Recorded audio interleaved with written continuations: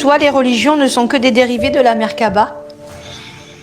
Pas des dérivés, les religions à la base sont la Merkaba, sont axées sur les sciences merkabiques. Le processus christique est merkabique.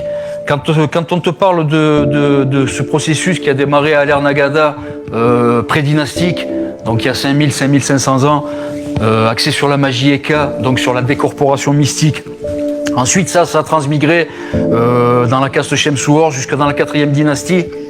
Dans l'Égypte ancienne, l'ancien empire, les pyramides sont merkabiques, c'est des décorporateurs mystiques. Ensuite, tout ça a transmigré, c'est arrivé jusqu'à la 18e dynastie. Les mages pharaons qui ont réformé carrément le culte Ra-Osiriaque. Ça a transmigré ensuite dans les cultes à mystère, du 3e siècle avant Jésus-Christ, du 4e siècle avant Jésus-Christ jusqu'au 3e, 4e siècle après Jésus-Christ. C'est encore des sciences merkabiques. Et tout ça, ça a été fondu par les Constantiniens à partir de 320 après Jésus-Christ. Ils ont fondé le christianisme.